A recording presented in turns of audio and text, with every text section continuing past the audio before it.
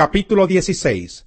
Sarai, la esposa de Abraham, no le había dado hijos, pero como tenía una esclava egipcia llamada Agar, Sarai le dijo a Abraham: El Señor me ha hecho estéril, por lo tanto, ve y acuéstate con mi esclava Agar, tal vez por medio de ella podré tener hijos.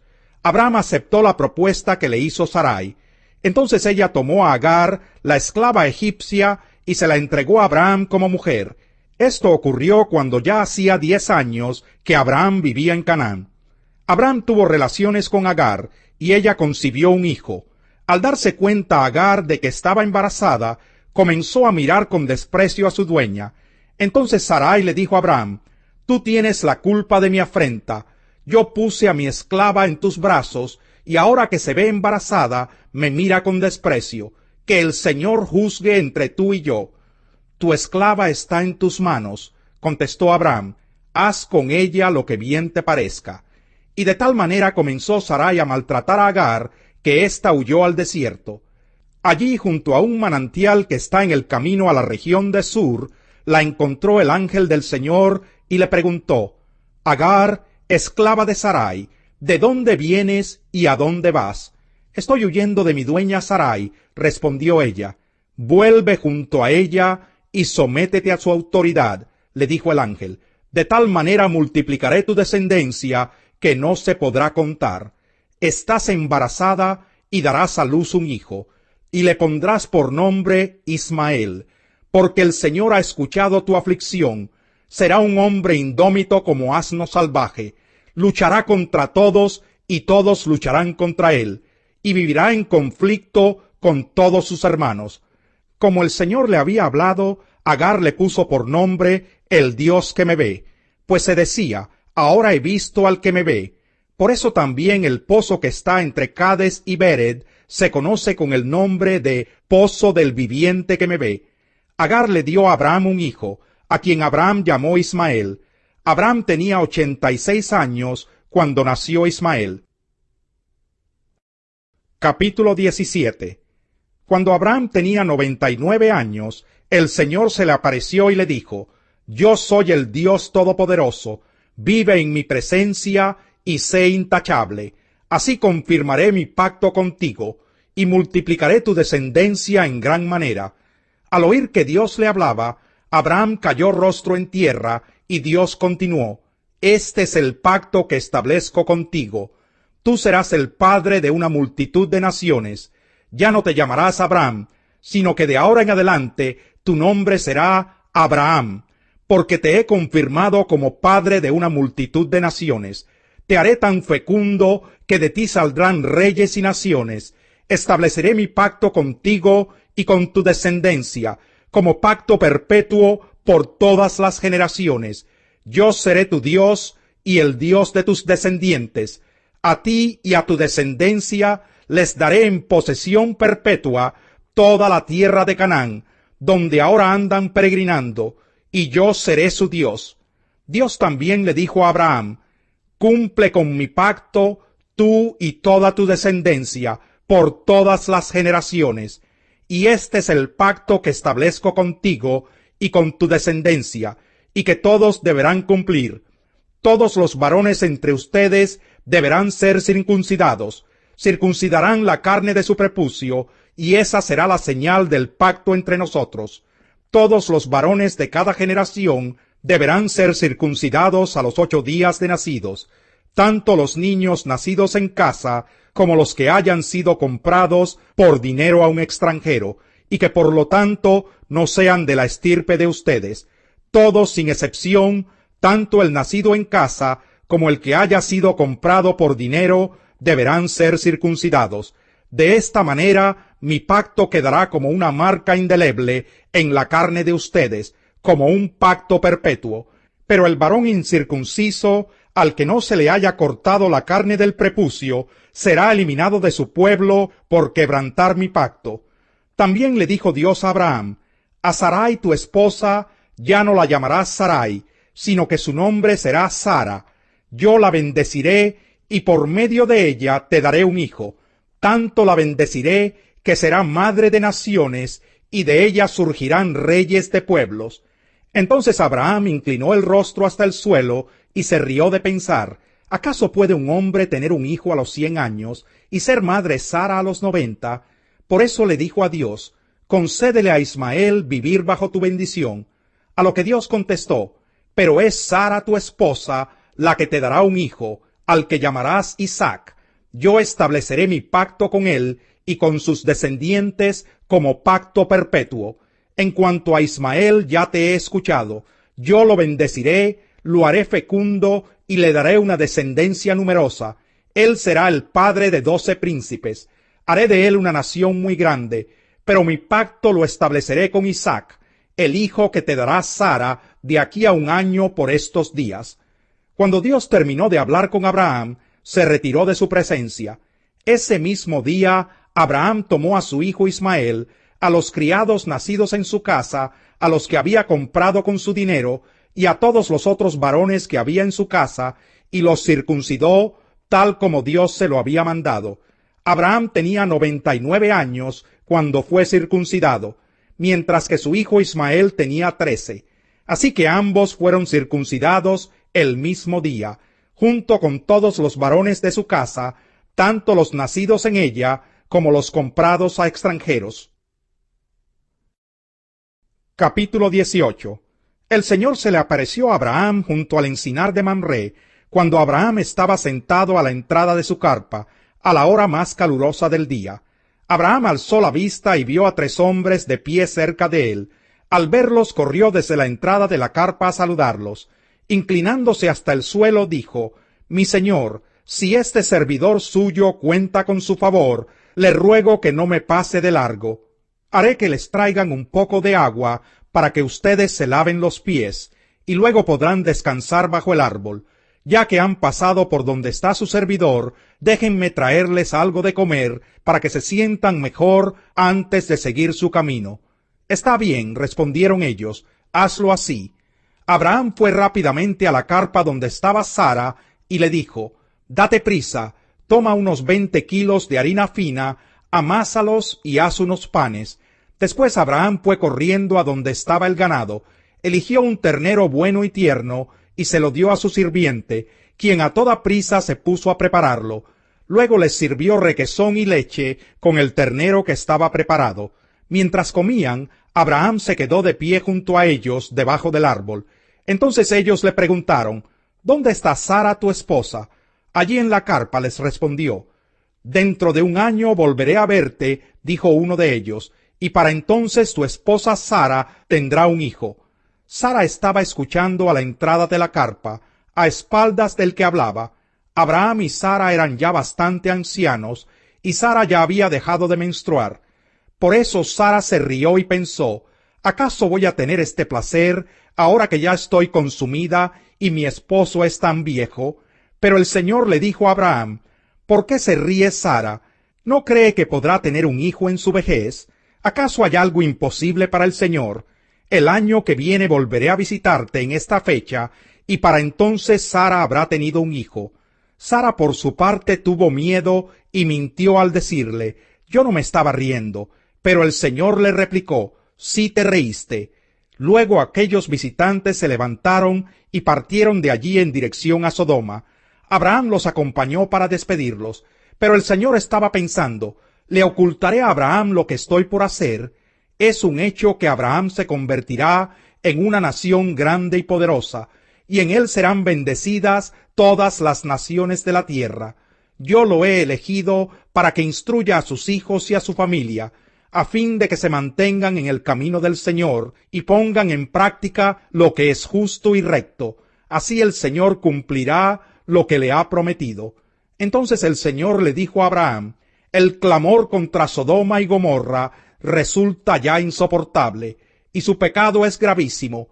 Por eso bajaré a ver si realmente sus acciones son tan malas como el clamor contra ellas me lo indica, y si no, he de saberlo. 2 de los visitantes partieron de allí y se encaminaron a Sodoma, pero Abraham se quedó de pie frente al Señor. Entonces se acercó al Señor y le dijo: ¿de veras vas a exterminar al justo junto con el malvado? Quizá haya 50 justos en la ciudad. Exterminarás a todos y no perdonarás a ese lugar por amor a los 50 justos que allí hay. Lejos de ti el hacer tal cosa, matar al justo junto con el malvado, y que ambos sean tratados de la misma manera. Jamás hagas tal cosa. Tú, que eres el juez de toda la tierra, ¿no harás justicia? El Señor le respondió: si encuentro 50 justos en Sodoma, por ellos perdonaré a toda la ciudad. Abraham le dijo: reconozco que he sido muy atrevido al dirigirme a mi Señor, yo que apenas soy polvo y ceniza, pero tal vez falten 5 justos para completar los 50. ¿Destruirás a toda la ciudad si faltan esos 5? Si encuentro 45 justos, no la destruiré, contestó el Señor. Pero Abraham insistió: tal vez se encuentren solo 40. Por esos 40 justos no destruiré la ciudad, respondió el Señor. Abraham volvió a insistir: no se enoje mi señor, pero permítame seguir hablando. Tal vez se encuentren solo 30. No lo haré si encuentro allí a esos 30, contestó el Señor. Abraham siguió insistiendo: sé que he sido muy atrevido en hablarle así a mi señor, pero tal vez se encuentren solo 20. Por esos 20 no la destruiré. Abraham volvió a decir: no se enoje mi señor, pero permítame hablar una vez más. Tal vez se encuentren solo 10. Aún por esos 10 no la destruiré, respondió el Señor por última vez. Cuando el Señor terminó de hablar con Abraham, se fue de allí y Abraham regresó a su carpa.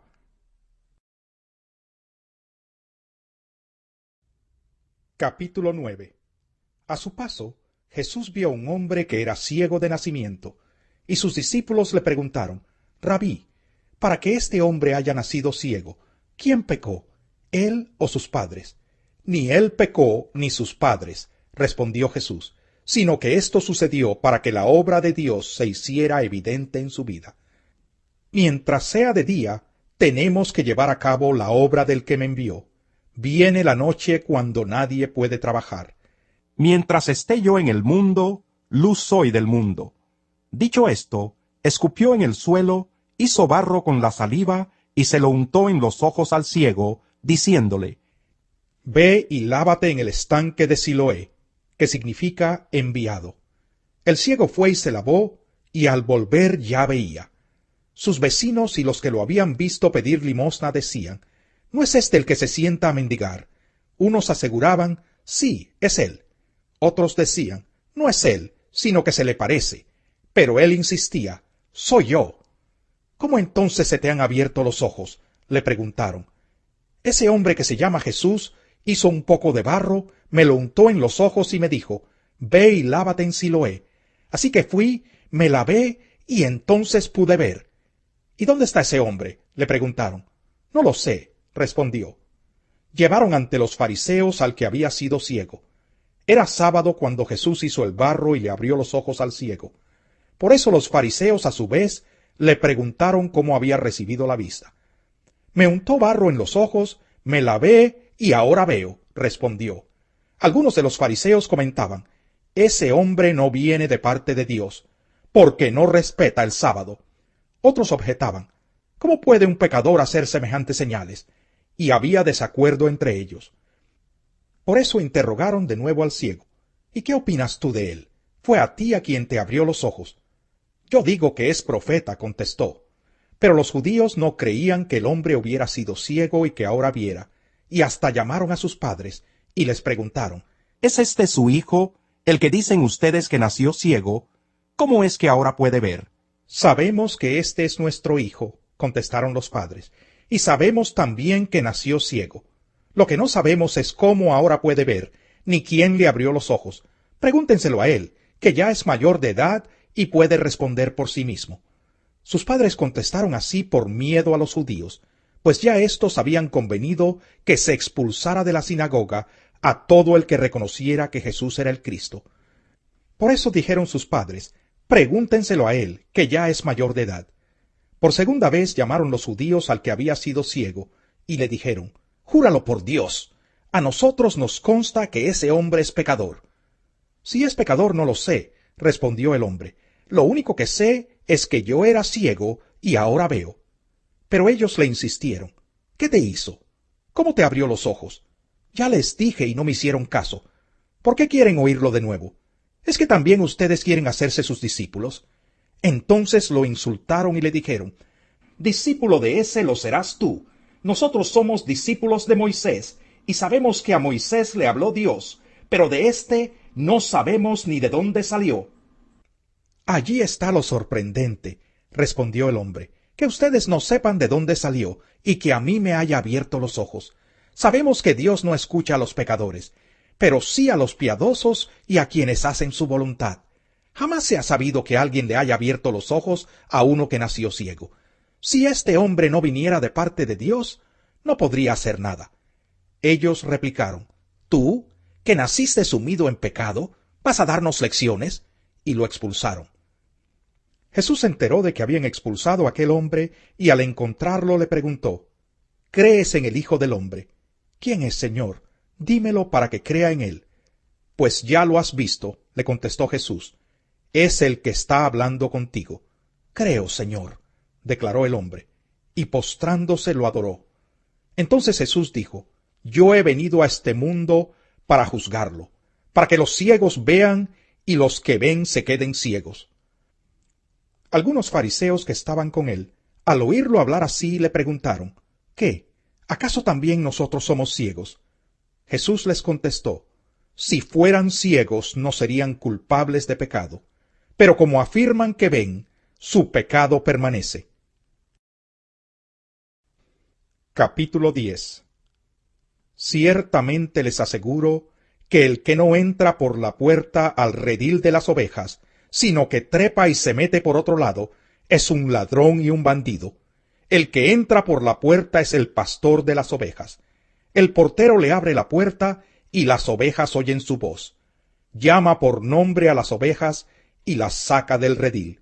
Cuando ya ha sacado a todas las que son suyas, va delante de ellas, y las ovejas lo siguen porque reconocen su voz. Pero a un desconocido jamás lo siguen. Más bien huyen de él porque no reconocen voces extrañas. Jesús les puso este ejemplo, pero ellos no captaron el sentido de sus palabras. Por eso volvió a decirles, ciertamente les aseguro que yo soy la puerta de las ovejas. Todos los que vinieron antes de mí eran unos ladrones y unos bandidos, pero las ovejas no les hicieron caso. Yo soy la puerta, el que entre por esta puerta que soy yo, será salvo. Se moverá con entera libertad y hallará pastos. El ladrón no viene más que a robar, matar y destruir. Yo he venido para que tengan vida y la tengan en abundancia. Yo soy el buen pastor. El buen pastor da su vida por las ovejas. El asalariado no es el pastor, y a él no le pertenecen las ovejas. Cuando ve que el lobo se acerca, abandona las ovejas y huye. Entonces el lobo ataca al rebaño y lo dispersa. Y ese hombre huye porque siendo asalariado no le importan las ovejas. Yo soy el buen pastor. Conozco a mis ovejas y ellas me conocen a mí. Así como el Padre me conoce a mí, y yo lo conozco a él, y doy mi vida por las ovejas. Tengo otras ovejas que no son de este redil, y también a ellas debo traerlas. Así ellas escucharán mi voz, y habrá un solo rebaño y un solo pastor. Por eso me ama el Padre, porque entrego mi vida para volver a recibirla. Nadie me la arrebata, sino que yo la entrego por mi propia voluntad. Tengo autoridad para entregarla, y tengo también autoridad para volver a recibirla. Este es el mandamiento que recibí de mi Padre. De nuevo las palabras de Jesús fueron motivo de disensión entre los judíos. Muchos de ellos decían, está endemoniado y loco de remate. ¿Para qué hacerle caso? Pero otros opinaban, estas palabras no son de un endemoniado. ¿Puede acaso un demonio abrirle los ojos a los ciegos? Por esos días se celebraba en Jerusalén la fiesta de la dedicación. Era invierno y Jesús andaba en el templo por el pórtico de Salomón. Entonces lo rodearon los judíos y le preguntaron, ¿hasta cuándo vas a tenernos en suspenso? Si tú eres el Cristo, dínoslo con franqueza. Ya se lo he dicho a ustedes, y no lo creen. Las obras que hago en nombre de mi Padre son las que me acreditan, Pero ustedes no creen porque no son de mi rebaño. Mis ovejas oyen mi voz. Yo las conozco y ellas me siguen. Yo les doy vida eterna y nunca perecerán, ni nadie podrá arrebatármelas de la mano. Mi Padre que me las ha dado es más grande que todos, y de la mano del Padre nadie las puede arrebatar. El Padre y yo somos uno. Una vez más los judíos tomaron piedras para arrojárselas. Pero Jesús les dijo: Yo les he mostrado muchas obras irreprochables que proceden del Padre. ¿Por cuál de ellas me quieren apedrear? No te apedreamos por ninguna de ellas, sino por blasfemia, porque tú, siendo hombre, te haces pasar por Dios. ¿Y acaso, respondió Jesús, no está escrito en su ley: yo he dicho que ustedes son dioses? Si Dios llamó dioses a aquellos para quienes vino la palabra, y la Escritura no puede ser quebrantada, ¿por qué acusan de blasfemia a quien el Padre apartó para sí y envió al mundo? Tan solo porque dijo: yo soy el Hijo de Dios. Si no hago las obras de mi Padre, no me crean. Pero si las hago, aunque no me crean a mí, crean a mis obras, para que sepan y entiendan que el Padre está en mí y que yo estoy en el Padre. Nuevamente intentaron arrestarlo, pero él se les escapó de las manos. Volvió Jesús al otro lado del Jordán, al lugar donde Juan había estado bautizando antes, y allí se quedó. Mucha gente acudía a él y decía: aunque Juan nunca hizo ninguna señal milagrosa, todo lo que dijo acerca de este hombre era verdad, y muchos en aquel lugar creyeron en Jesús.